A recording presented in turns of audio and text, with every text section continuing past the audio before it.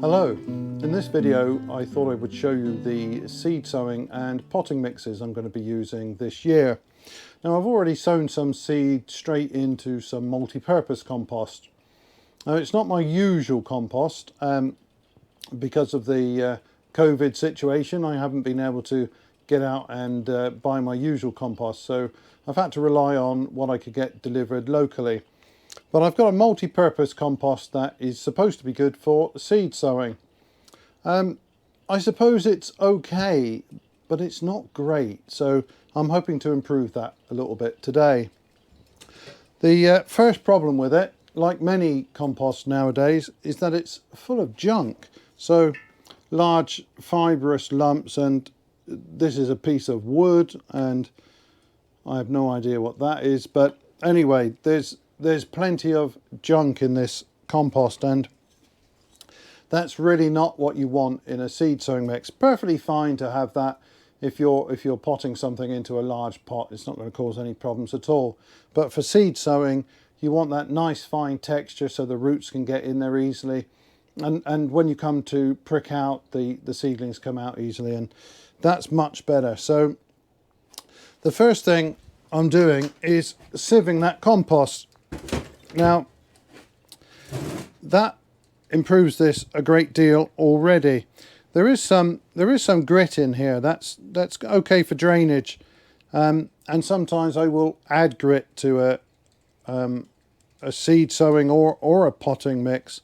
I would rather that this wasn't in the compost but was left to be added separately as and when needed. But this is much better now that it's been sieved. There's no large lumps in this.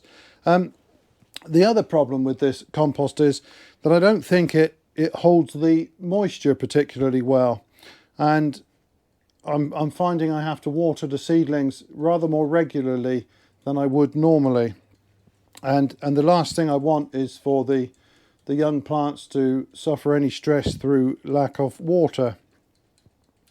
So what you're looking for in a seed sowing medium is something that's fairly low in nutrient. You don't want anything too rich. It will cause more harm than good at the early stages of development. You also need it to hold plenty of moisture, but then you also need it to be free draining so that it doesn't turn into a bog. And you don't want something where you might accidentally overwater it and it sits there in a soggy state.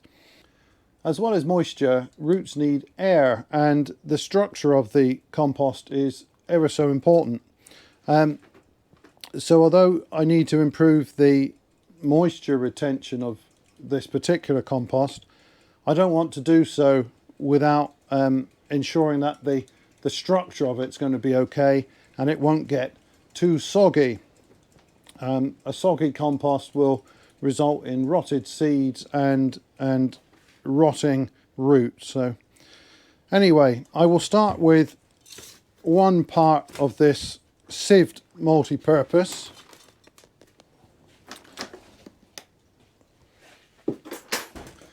The next ingredient is coir, and this is a byproduct of the coconut industry, and here it is in the state it arrived. Comes in these compressed dehydrated blocks. Now you can get smaller blocks than this, and this one, if I were to rehydrate the whole thing, it would need about 25 litres of water and would probably expand to fill a wheelbarrow. So I didn't want quite as much as that in one go, so I've just cut the corner off and rehydrated that small part of it. So when you get one of these coir blocks, all you do is rehydrate it and leave it for half an hour or so to soak up all the water, and then you can break it up and fluff it up and it's ready to use. So this stuff is quite handy as a peat substitute, and I don't really want to be using peat in the garden.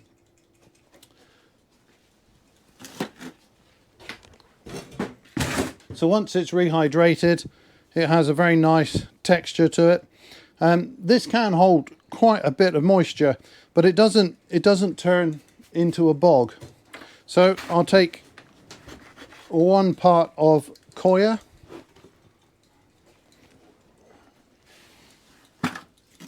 and my final ingredient is vermiculite. So this is a fine grade of vermiculite, which is ideal for sowing mixes, and you can use this to sprinkle on the top of seeds instead of covering with soil. That's not a bad idea. So this stuff will hold a lot of moisture. These are basically mineral particles that have been expanded with heat, and they have lots of very fine layers, and that enables them to hold lots of moisture, but at the same time it improves the structure of the medium so that excess moisture will still drain out nicely. So that's 1 scoop of the vermiculite, and now all I'll do is just give these a good mix.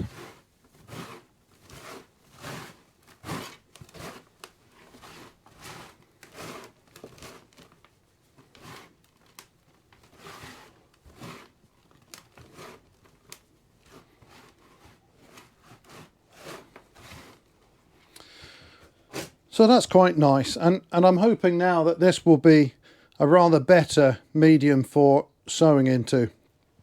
It's certainly a lighter texture, so it should be better for root development. There are no unpleasant lumps in it, and that vermiculite and the coir should help maintain reasonable levels of moisture. So this is the mix that I'm going to be using for the forthcoming sowings.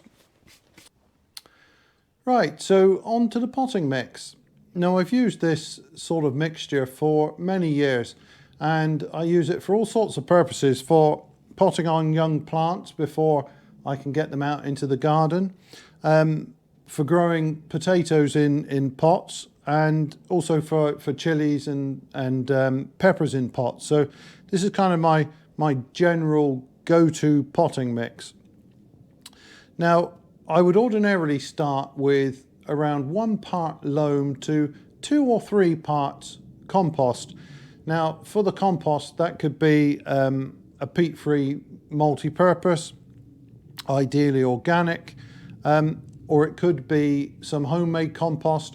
I might even include some old potting mix from previous years, but that's the basic proportion. 1 part loam to 2 or 3 parts compost. Now this year I don't have my normal ingredients available. What I've got instead is this stuff. Now this actually feels rather nice. This is a locally produced organic multi-purpose compost. Now I understand that this comprises around about 30% topsoil and 70% composted green waste, and of course you can see the usual sort of twiggy bits and lumpy stuff, but really as a potting mix, this is a pretty good start. So I've never used this before, but it is locally produced, and if it's any good, I'm planning to use it again. It certainly feels quite pleasant, and for these purposes I really don't mind these. A little bit of wood in it is not a problem.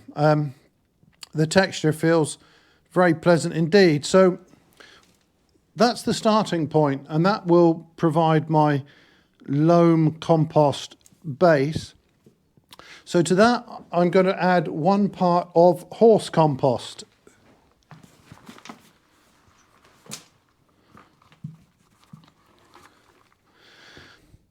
So this is fairly well rotted stuff. There are some lumps in it still. It's not perfect. This would be even better if it was left to stand for another 6 months or so, but it's not bad, and you can see it's full of fungi, and that's actually quite beneficial. I will then add a little bit of fish blood and bone, not too much, and then just give that a good mix.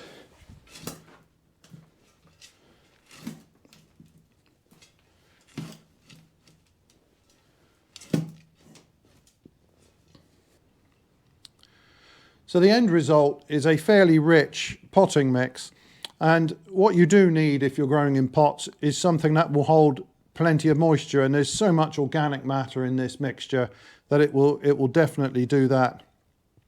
But also the addition of some loam or some topsoil, that component I think contributes to the structure, and I really do think it's a good idea to have some soil in your potting mix.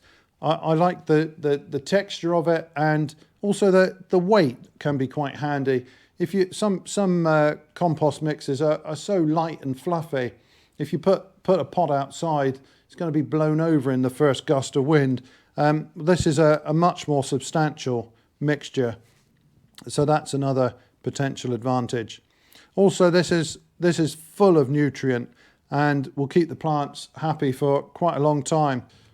So most of the time I will use this potting mix just as it is, but for particular tasks you can make suitable amendments. So you could add vermiculite, perlite, grit or sharp sand, depending on the sort of texture and moisture retention you're looking for. So I'm hoping that this local organic multi-purpose is going to be a good base for this mixture. It feels quite good. If it is, then I'd be happy to use that again in the future. If not, when the COVID crisis is over and I can get back out to the garden centres, I will return to my old organic multi-purpose and loam blend that I've used before. But I'm hopeful that this will do a good job. So that's it from me for today. Thanks very much for watching, and goodbye.